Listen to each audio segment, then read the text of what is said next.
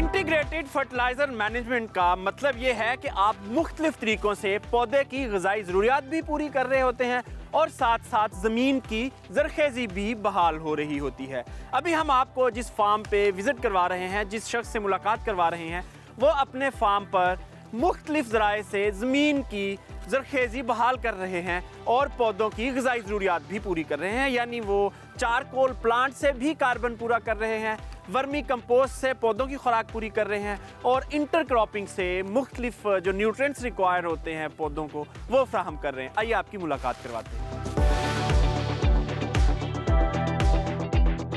दुनिया में इस तरह के बहुत सारे मॉडल मिलते हैं जहाँ बेहतरीन यील्ड्स के साथ, अच्छी यील्ड्स के साथ फार्मर जो हैं वो कीमियाती खादों से बिल्कुल बग़ैर काश्तकारी कर रहे हैं। ज़ाहिर है वो और तरह की खादें बना रहे हैं, नामियाती खादें मुख्तलिफ़ अक़साम की उनको बनानी पड़ती हैं, मुख्तलिफ़ सिस्टम्स उनको बनाने पड़ते हैं।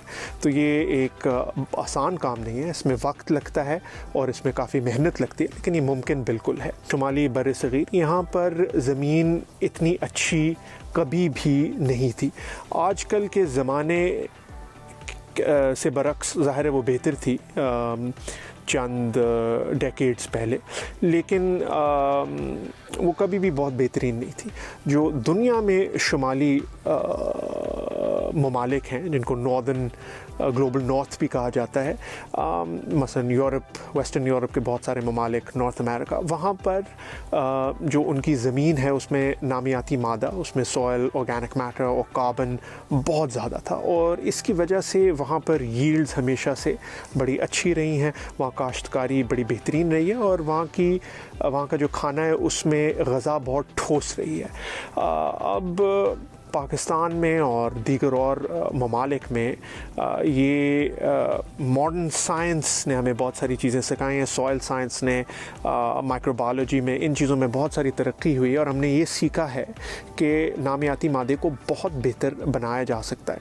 और फिर सवाल ये बनता है कि वो क्या टेक्निक्स हैं जिसके साथ नामियाती मादे को बेहतर किया जा सकता है, ज़मीन को बेहतर किया जा सकता है।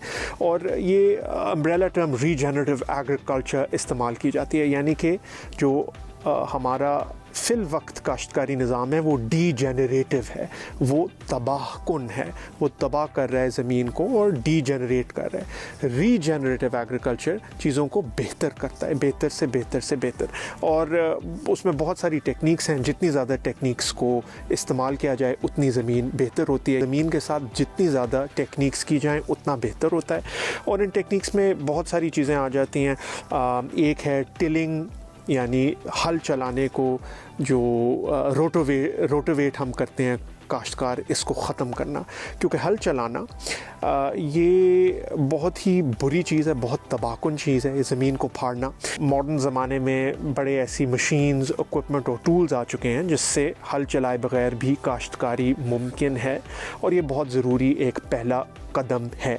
इसके अलावा ज़मीन में चीज़ें डाली ऐसी जा सकती हैं, ऐसी नामियाती खादें, ऐसी रीजेनरेटिव अमेंडमेंट्स और ऑर्गेनिक फर्टिलाइज़र्स और ऑर्गेनिक मैटर जो सॉइल के लिए बहुत अच्छा होता है ज़मीन के लिए।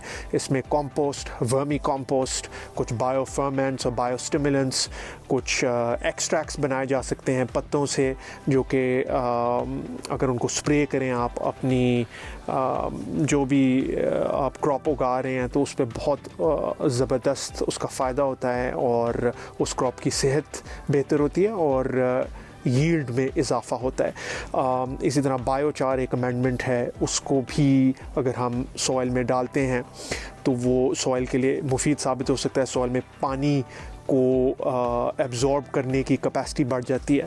तो इन नामियाती खादों की और टेक्निक्स के बहुत सारे फ़वाइद हैं।